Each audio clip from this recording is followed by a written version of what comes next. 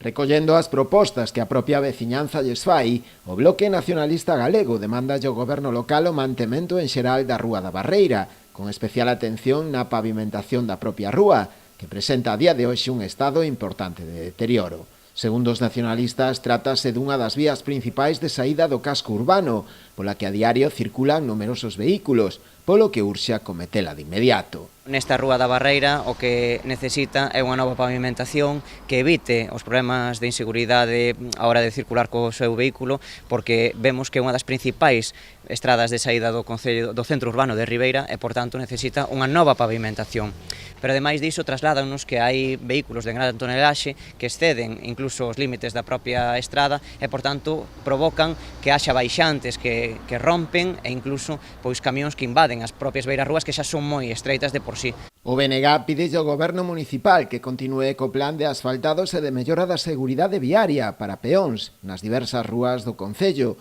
que eles puxeron en marcha cando estaban na alcaldía e que supuxeron un investimento d'1,5 millón de euros. Pois a min gustaríame reivindicar que durante ese tempo que estivemos no goberno municipal fomos capaces de facer pavimentacións por 1,5 millón de euros, onde se viron obras tan importantes en Ribeira como, por exemplo, a pavimentación de toda a rúa Rodríguez Bautista, tamén as rúas Mendiño ou Otero Pedraio, que se pavimentaron e se peonerizaron, medidas tamén importantes para a circulación viaria como a municipalización do Centenario ou, por exemplo, a creación do aparcadoiro de Fafián ou da Avenida de Ferrol constitúen medidas en positivo que foron froito da escoita activa por parte da veciñanza. O BNG critica tamén as políticas actuais do goberno, baseadas máis, segundo eles, na propaganda que nas necesidades reais que ten a veciñanza. Vemos que o goberno municipal de Ribeira estáse dedicando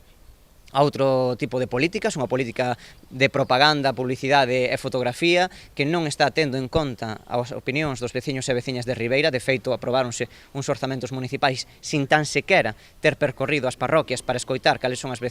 demandas da veciñanza e, por tanto, o que nós vamos a seguir traballando é en positivo para que as